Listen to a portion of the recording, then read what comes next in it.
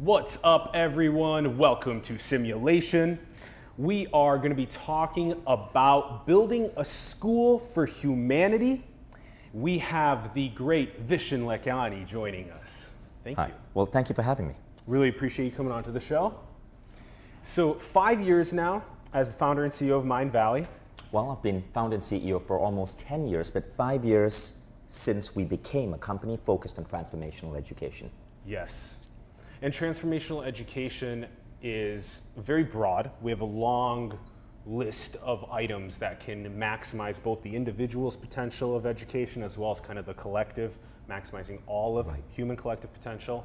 So now you're, for the last 5 years that you've been building out the actual university of going to different places over the summers, the actual quests that have been built. There's a lot of different components to this. So let's have you start off by teaching us about the components and let's hear about it. So I started out actually not far from here on Market Street in Harrison. Now this was San Francisco in 2002, 2001, 2002. The dot-com bubble had just burst. I remember April 2001, 14,000 people lost their jobs. So I was living here in the city, unemployed, completely broke. I remember attending pink slip parties and sending out my resume to every company on Craigslist that would hire me. And eventually I got a job, but it wasn't a great job.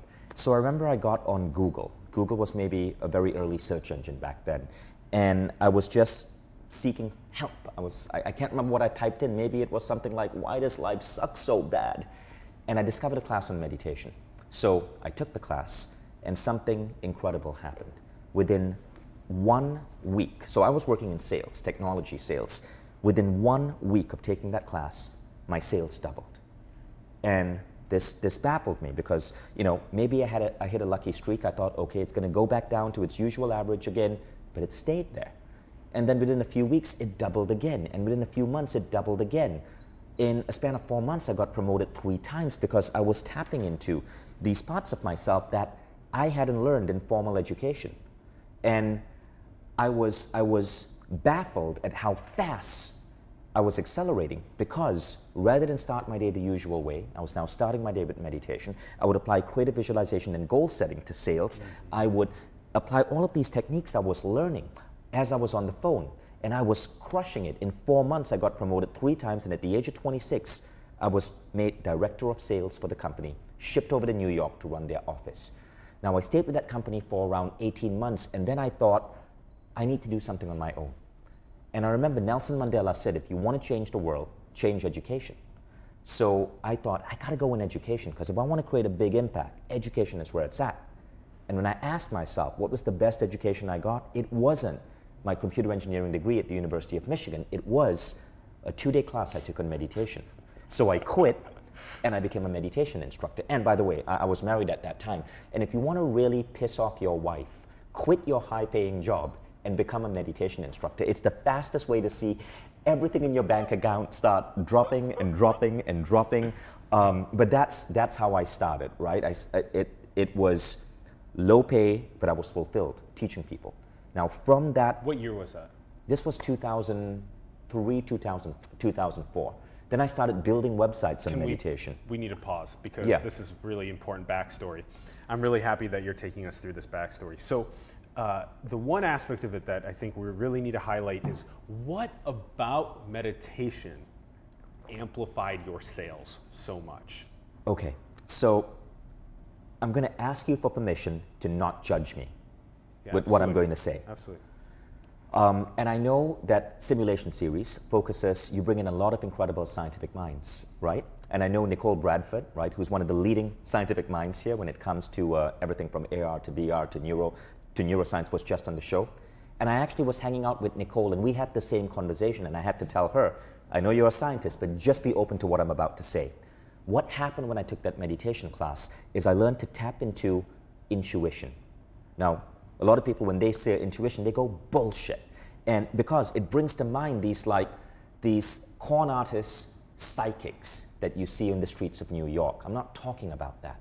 I'm talking about being able to get still and listen to this inner voice within and access information that we do not access with our ordinary minds. So at this class, I learned a technique to access altered states of mind, particularly alpha and theta states, while accessing these alpha and theta states while being fully conscious. Usually if you go into a theta level, you drift off, you fall asleep. Theta is the dream state, but what if you can access that dream state while being fully conscious? Now here's what was happening. We would have to go to the San Francisco Public Library, check out the yellow pages of the territory we were assigned, and then call every lawyer in that territory. So let's say you had San Antonio. You start at A, you go on to Z, calling every lawyer, and these lawyers would pick up the phone and you'd go, Mr. Phil, I'm from X and X company. I have this software. Do you happen to have a problem with A, B, and C? And the lawyer would basically say, fuck off, kid. I'm busy. Don't you ever call me again, right? So it's a very distressing job because you get told to fuck off more times than you could possibly imagine. Now, I had a different approach. I would meditate. I would use the yellow pages. Now, this was in the days of the yellow pages, right? But then I would get myself into this calm state. So even if I was told to fuck off, I would be zen about it. But here's the next step. I would move my hand, close my eyes, move my hand across the yellow pages and get an impulse on who to call. And I'd intuitively choose the attorneys. And sometimes I would say, okay, don't waste your time with this guy, call this guy. And overnight, my sales doubled. Just from going from a completely random approach to looking at a name and checking with my gut if I should make this call. Sales doubled and it stayed at that level. Right now, the thing about sales is it's data driven. I know, because you're logging your sales every day for months. I know the number of calls I need to get to the next level and the number of calls I need to create X amount of commission. That doubled. And that was what blew my mind. And that was what made me go deeper into this to understand all of these different aspects of transformation because I wanted to see how far could I go. Could I use this to heal myself? Could I use this to visualize my goals? Could I use this to bend reality? Yes. And that's what blew me away. That's why I decided to dedicate my life to taking this and making it more commonplace. Yes, yes. There is so little that we actually understand about altered states of mind and about the true power of unlocking the full human potential. So I'm glad that you started that process young. And then, so then you figured out, okay, well, I may as well quit this really high paying job and I want to start a meditation, become a meditation teacher. And then, so now you're trying to bring this intuition, this power, as well as this different coursework. So for the early years of MindValley, I was teaching meditation in New York and London. I started the second most popular social bookmarking service after Delicious. This was way back in 2005. I started an early, because I was a software engineer, right? So I was coding.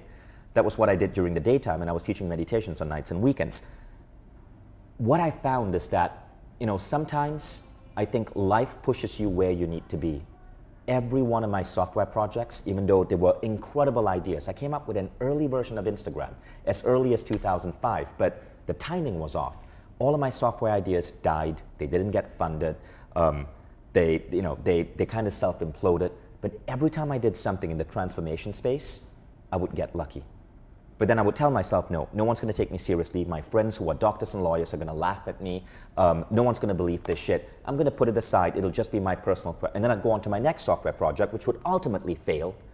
And eventually, I picked up that maybe the universe was trying to push me into going into transformational education.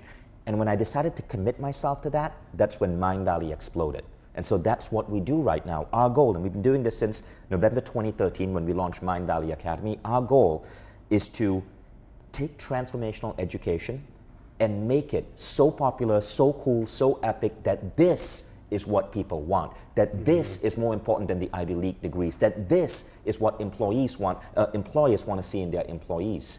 And when I say transformation now, it's not just meditation and intuition, it's biohacking, it's being able to access flow states, it's Ben Greenfield's programs on longevity, it's all of these different things that we are bringing together under the MindValley umbrella, from Jim Quick teaching speed learning, to Lisa Nichols teaching communication and public speaking, to Alan Watts' son teaching Zen philosophy.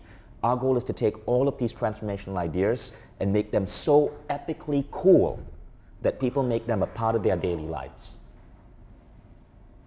And that sort of transformational dissemination of information and inspiration for people across the world at a scale of being able to take these quests. It's a quest. It's as simple as signing up for one quest or for becoming a student and doing 3 of these quests a year.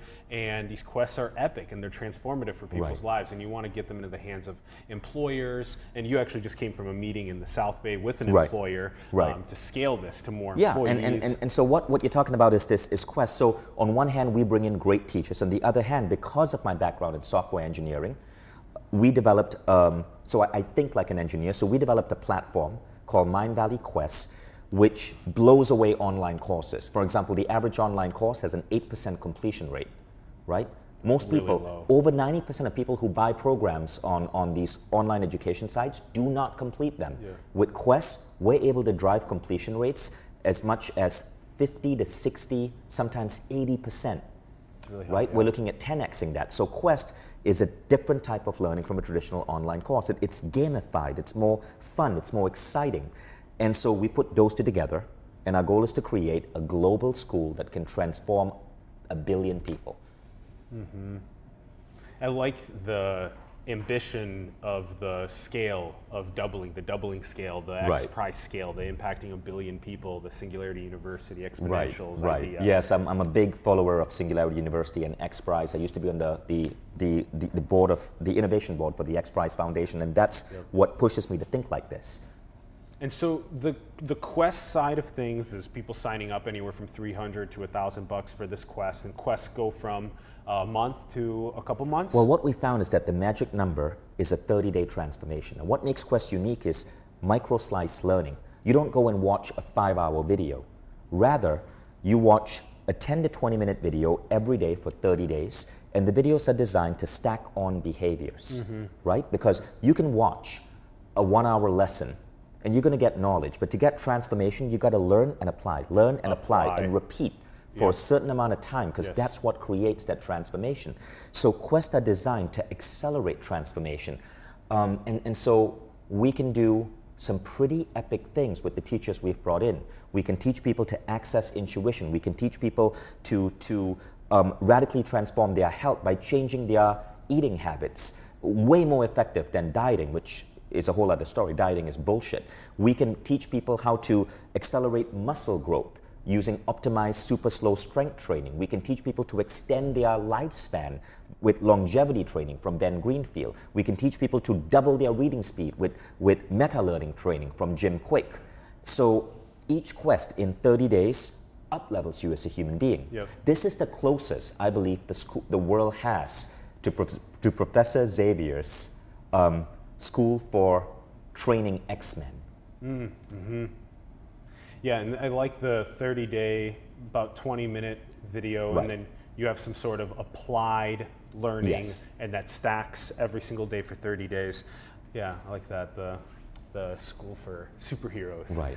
Okay, so and all across right now, these different transformations for different potentials that we can unlock about ourselves. Then there's the quests, and then there's the campus that moves year to year. Right. Yeah, so it was in Barcelona last year, Tallinn, Estonia this summer, which just happened. And you went from 300 students to 1,000 students. Right. And so what you're talking about, so Quest, we have 200,000 like students going through Quest, right? Currently. Yeah.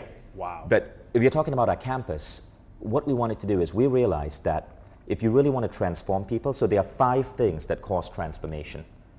5 things that cause you to shift and expand your mind and your thinking as a human being. And you know, some of these things are fairly obvious: journaling, critical reflection, practicing, going out and actually doing the work. But one of the things that causes transformation is community. We transform when we're around other transformed individuals. I'm sure you've heard that idea that you are the sum of the 5 people closest to you. For example, if your friends are obese, you're more likely to be obese. If your friends are fit, you're more likely to be fit. So what we found is that if they're inspirational in building the future, you're going to be you're going to start to think like that, right? So what we found is that my friends are all whacked out on dope. I just want to say that. And that's a perfect counter to that is if we're hanging out with people that are not as inspired. Right. Yeah. You don't end up being inspired. So what you want to do is, what we found many of our students wanted to come together. So we started creating these events around the world. And so MindValley University, if you want to join Harvard University, you can take a single Harvard class. You can become a member of Harvard online and take multiple classes. Or you can join, you apply and you join Harvard University and you take classes and you're on a campus. It's the same way with MindValley. You can take a single MindValley quest. You can become a MindValley student online. That's 3 quests a year. And you know, we have people guiding you. There's an online assessment, so we figure out what aspect of your being you need to invest in. But you can apply and become a MindValley full student. And what this means is you now don't just study online, but you get to attend our global campuses. And our campuses range from a 30-day campus that moves to a different city every July. Thousands of people come to the city. It just happened in Tallinn, Estonia. To campuses like A-Fest, which is a festival. And that's happening in November. Hundreds of entrepreneurs will move to Bali for around 6 to 7 days in November to go through, you know, this week of transformation. So we are a massive distributed university. We don't own any buildings. Yep. Everything, our campuses rotate. Everything is in the clouds. And now what we're doing with that is, you know, we've been bringing this to consumers for several years now. We launched the Quest model around 20 months ago. And now we're expanding the companies and we're expanding the schools. So we're about to bring this to schools in Finland because we believe that teenagers also deserve this type of transformation. And now what we are most excited by is we're bringing this to companies in Silicon Valley. Yep. Because one of our big passions is we want to take work and make work so much more magnificent than it is. If you look at the statistics, 54% of Americans, according to Gallup, dislike their jobs. And when you go to work, you're getting paid, but work is also extracting something from you. It's extracting longevity, it's extracting health. It's causing people to get stressed out. It's causing a worsening of your personal relationships. Too many people, especially here in the Bay Area, work way too hard. And so it's a third of our lives. Work way too hard, don't sleep well, their cognitive functioning is going down. Look at what happened recently with Elon Musk, right? And so there's this breakdown that's happening. And what we're doing is we're turning companies into oases. And so companies that plug into MindValley, within a few years, their employees will actually get healthier while working for these companies. And thus, as these employees get healthier, they're more productive. They love their jobs more. Employee retention goes up. Profit per employee goes up because we are taking employees and turning and magnifying their skills and making them healthier, healthier, more productive, happier, more contributing members of their team. For just 20 minutes a day of their time. 10 to 20 minutes a day, yeah. And it's not even like around the clock. Typically, a company would put their employees through 3 quests a year. Yeah. So that's 3 months a year, 20 minutes a day for 3 months. Yeah. That seems like a no-brainer for Right. companies. And again, these courses, these quests are taught by a lot of global leaders, which is awesome. Exactly. It's what you need, and they're, like you said, it's in the cloud, it's scalable. Something great about your campuses, you said, we don't own any buildings, right? You guys all just go to Bali or go to Tallinn or these different places in the world, once in July, once in for this A-Fest that you're having in Bali this year. Something interesting that you were teaching me about was that you have not only these young people, like you're going to teach in young schools like in Finland right now, but you have people that are 30, 40, 50, 60 coming to your campuses that are bringing their kids. Right. And so this turns into a community that is gathering. The kids are interacting with the kids, the parents with the kids, this big community that's happening. Yes, yes. So part of our education is you bring your kids along. And the reason for that is because I believe that the way we raise our kids has gotten dysfunctional since the Industrial Revolution.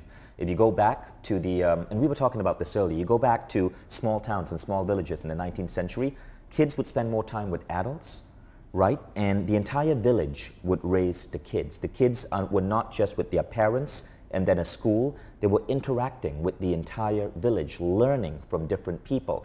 And then the Industrial Revolution comes, and it's as Calvin Coolidge said in the 1920s, the point of education is to create wheels and the cogs in the wheels of machinery.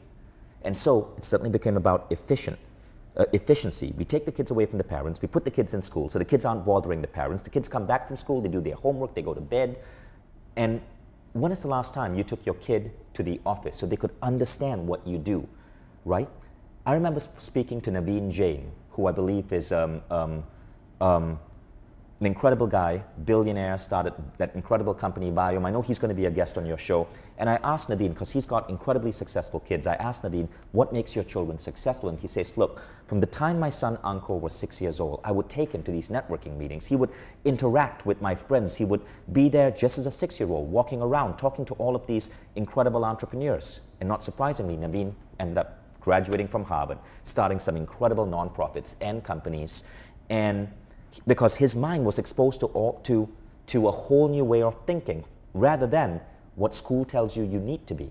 So with MindValley, we want to give that gift to the children of all our students. So when you go to MindValley University, you bring your kids, and your kids will have classes by themselves. We have classes for kids from 6 to 12. We have classes for teenagers.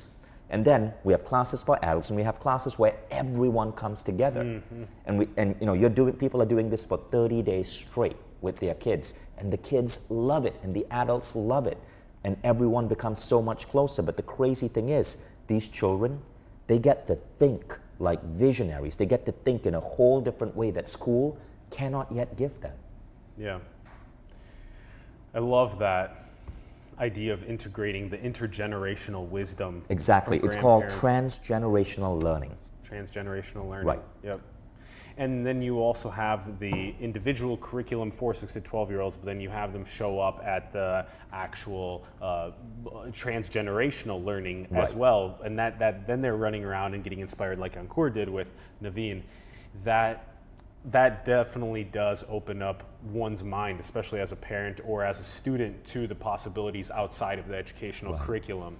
What can I do with my kid that is a different path that can enrich them to become wildly more successful in the world? Yeah, that's good. Okay, you also chose Tallinn in Estonia, and you did so for a very specific reason. Mm-hmm. So tell us about that reason. Well, the last MindValley University campus was in Tallinn, Estonia. That's spelled Tallinn. Now, Estonia is an incredible country. I consider Estonia an example of where the world is going to be in the future. Firstly, it has the highest number of startups per capita. Secondly, the people are incredibly healthy. I believe it has the second highest number of Olympians per capita. And it's really easy to incorporate a business, which makes it easy to be an entrepreneur. And it's really freaking like innovative when it comes to tech. Lots of billion-dollar companies like Skype, like TransferWise emerged from Estonia. And the cool thing about Estonia is tech is everywhere, but tech is invisible. So when you go to Estonia, you find that the country is 51% forested. People are very attuned with nature. Sports that relate to nature are really popular over there. There's a huge music and art scene. It's just stunningly beautiful. I love being there. The weather is shit because it's close to Finland. 6 months of freezing cold temperatures. Yeah, well, but you get used to it. But I wanted to introduce Estonia to the world because I love where the country is going, but also because I'm an Estonian resident. My children were born in Estonia. My wife is Estonian. Where is it over here? On this map? It's in Europe. Yeah, let me show it to you. Europe, go to Europe and go to North Europe. Keep going. You want to bring me to map? I'm so glad you asked. Okay, so by the way, if you're watching this on my Facebook Live and you're from Estonia, go ahead and just type a comment. So Estonia is right here. It's just south of Finland, right? If you have a helicopter, you can fly to Finland in 18 minutes. From Tallinn to Helsinki in 18 minutes. And during the winter, you can just drive across the frozen sea. That's amazing. Yeah. You can just if you drive have a car right and if you're slightly mad. And if you're mad, because at any point it can just crack. Right. But what's funny about this globe is that it's from pre-1991 because it's still the USSR, former Soviet Union. So Estonia is a no, this Union of Soviet Socialist Republics. So wow. You're right. The Baltics were part of the Soviet Union. So just looking just one quick thought about this is if you think about the potential that a small country has to make massive change fast, the US becomes a 300 million person laggard in terms of change. China and India have 1.5 billion people. Very difficult to make change quickly to everybody, even though China, I disagree. Even though China has a different type of governance system that enables them to do so. But Estonia's got what, 10 million Let me people? tell you, no, Estonia has 1.4 million people, but let me tell you why I think that's bullshit. Firstly, China is making incredible change. India not so much. India has bureaucracy, but the rate at which China is changing is insane. I mean, China is developing so fast, and they've got 1 billion plus people. I think 1.3 billion. Your people don't have a choice in China. That's debatable. Here's why I believe America isn't changing as much. So firstly, one of the unique things about Estonian history is that when the Soviets left, right? So the Soviets invaded Estonia after World War II, and they ruled it from like 1946 to 1991. And communism was forced on Estonia. So the Communist Party was the official party, but when the Soviets left, the Estonian government had a simple law that said if you served in the Communist Party, sorry, you can no longer serve in government. All of a sudden, a lot of folks who were in their 50s, 60s, and 70s, they were good people, but they served under communism, they were no longer eligible to be the leader. So the first Estonian leader, prime minister, president, I forgot the exact title, was 35 years old. The head of banking was 30 years old. So you had people who were under 35 leading the country.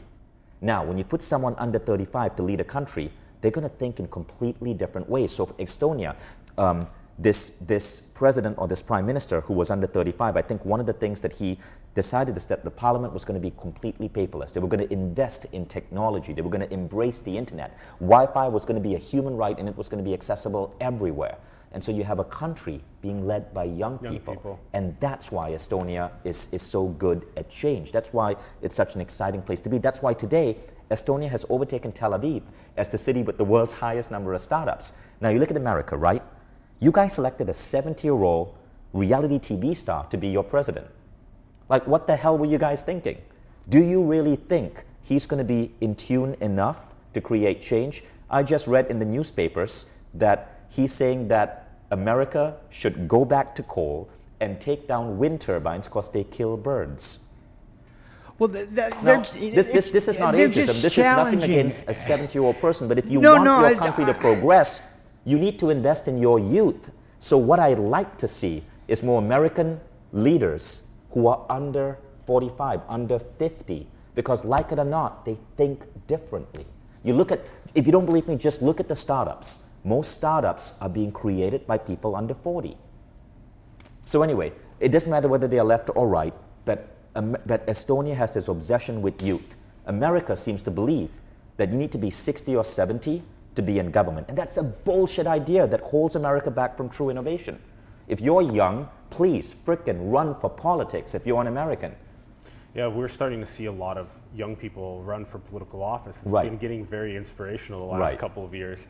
But and especially if you're a woman or gay or non-white, run for politics. That diversity is so important for a country. Yeah, diversity of thought, for sure. Right. Yeah. Okay, so there's a lot to unpack there. I think that you're spot on. You're spot on about the youth. I think that the youth have incredible ideas that need to get executed into the world faster. And I think that's a really big pillar of why, Estonia is successful. Another aspect is just the sheer 1.4 million people. It's just way easier to move than it is with hundreds of millions of people or a billion people. It's just way easier. But I also am totally feeling you on the youth. A couple questions that we like to ask on the show. I think that this one's especially good for you as someone that has founded MindValley and is getting transformative education to more people. Let's ask you this. What is your favorite sort of transformative technology? So there are many things I experiment with. My favorite transformative technology is MindValley Quest, because I've never seen anything deliver those kind of results. But if you mean deeper in the curriculum, it's got to be advanced meditation, particularly the accessing of altered states. And which, even further, aspect of accessing an altered state? Is it the future authoring? Is it those goal setting? Is it the ability to just relax and tune inward and find the intuition like you were on? That's kindergarten meditation. That's kindergarten. There's Thank you, a lot of meditation apps, a lot of stuff out there are basically teaching you what I call kindergarten meditation, right? It's about relaxing, it's about eliminating stress. That's nice. It's important. It's so it's so important. But you can go deeper into your practice. And when you go deeper into your practice, I believe there are two things that start to emerge. The first is that you can tap into an inner voice to guide you, so you can make more effective decisions. The second thing that starts to happen is that you start to feel more unity with the rest of the world. Petty little ideas of nationality or religion or whatever group you belong to start to fade away, and you feel more connected with the entire world. You become a better human being. As Ken Wilber, the philosopher, might say, you move from ethnocentrism to world-centrism and cosmocentrism. Now a third thing starts to happen, and that is where you start to feel almost as if you're lucky. You have ideas in your head, and you see that all of a sudden, like synchronicities, coincidences seem to happen, and you seem to move more effortlessly towards your goals. So those three things tend to happen when you go deeper into a meditation practice. Why do we have a timer there? That's our 15-minute timer, so it just guides us towards the end of Awesome. the session. That was a really good explanation of the quest and what you unpack as you get deeper. I like that. Right. There's something about the dropping all of the walls of separation between each other and the borders and the cosmic perspective and everything that I think is totally where we're going in the long term. But how we get there is very intricately delicate because it's still such a malleable world. Right. And I think that's a lot of the reason why we still see some nationalist tendencies, is because we're entering into the artificial intelligence, biotechnology, all these crazy sort of exponential ages. And if we're not really careful, all of a sudden we could see some sort of a massive Earth that is controlled by only one party malevolently. And so that's one of the reasons why I think we're staying a little bit cautionary as we get to the long-term cosmic perspective goal. Okay, so that is one of your favorite transformation technologies. How about a quick question on the way to the end? On the end, couple questions is, right now we're seeing a huge sort of shift in terms of exponential technology exacerbating wealth inequality. It seems as though the Pinker argument is true that the bottom is slowly coming up, but the top is just exploding upward. What do you see in terms of how to sort of funnel resources down the hierarchy and uplift people? Well, I can tell you, I don't think a lot of people will like this answer, but I can tell you that a lot of the leading minds I've encountered in Silicon Valley have said that this is the way the world is going to evolve. So I was at a conference recently and I saw Peter Diamandis speak, Peter Diamandis of the X Prize, and he was quoting Elon Musk. And he said that universal basic income, it's not a question of if, it's a question of when. It's going to happen. And then Peter went on to say, look, a lot of, Bill Gates said, then he was quoting Bill Gates, and he said, Bill Gates said, if robots are going to take away our jobs, tax the robots. What we are going to see is a flourishing of human creativity, is a flourishing of human health, is a flourishing of being human, because robots are going to start taking away a lot of the jobs that we don't want to do. And what's going to happen is that taxes do have to be levied on these companies employing these robots, and universal basic income has already been tested in places like certain parts of Canada, certain cities in Finland, and it's showing promising results. People do not become lazy when their basic needs are taken care of. Because they feel safer, they actually do a better job of raising their kids, they start becoming more productive, they start getting more educated, and I believe that's the future of the world. Mark my words, I will bet everything I own on this. Within 50 years, universal basic income will be across the United States, no matter what Republicans might say today. Yeah, you make a really good point about I'm betting repetitive technology. everything I own. I'm betting everything I own. 50 years from now, universal basic income will be everywhere across the United States, and there will be a flourishing of humanity. That's a big bet, yeah. And like you said, repetitive work taken over by robotics and artificial intelligence and automation will enable many people to become more creative, more productive, better parents, more time to do things that they want to do for their health, for their actualization, all this good stuff.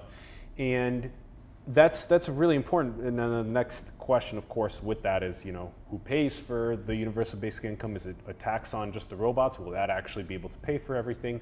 That's a whole different conversation. It's more nuanced and in-depth. Well, actually, a lot of economists believe that this will be a healthy way of running a country. Because look, when people's basic needs are taken care of, right?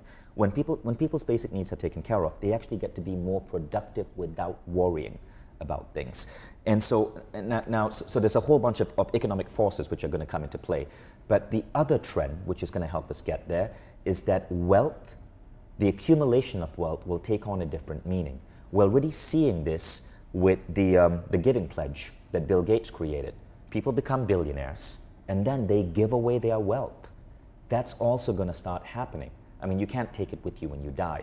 And so you're increasingly going to find that this generation, this emerging generation, including people like Larry Page and Mark Zuckerberg, they are hardwired to be philanthropists.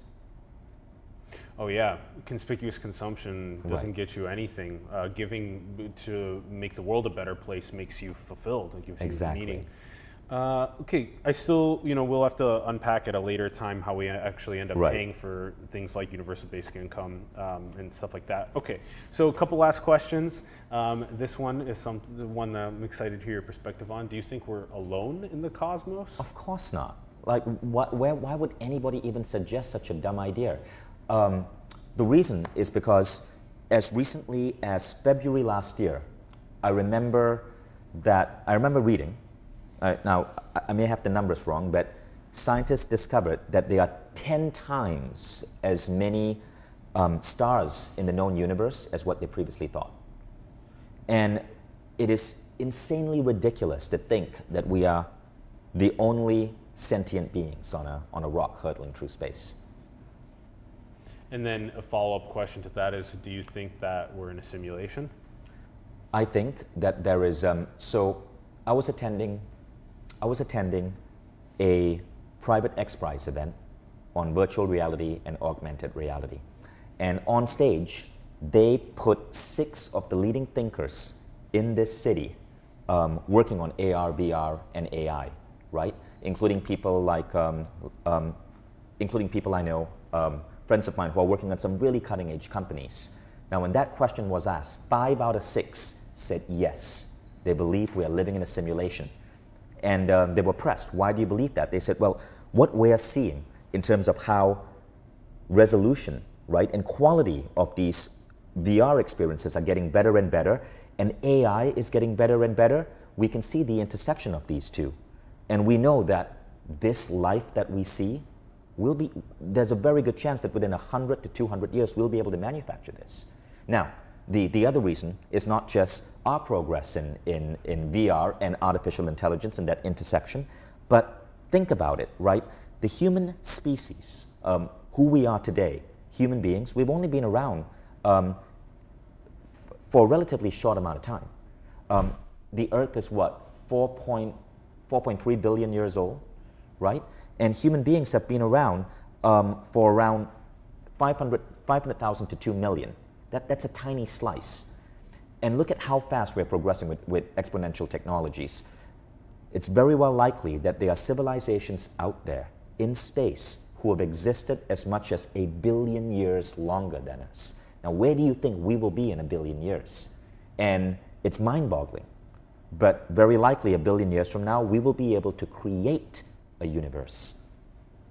Yeah, maybe even much faster than that. And then one of my favorite parts is being able to tweak the variables in the simulation and be able to observe how it evolves, and also just be able to jump into differently designed simulations at my leisure. Super fun. I'm glad that you have a very pro-simulation-esque aspect to it. And you also, a lot of people we feature just have a binary answer.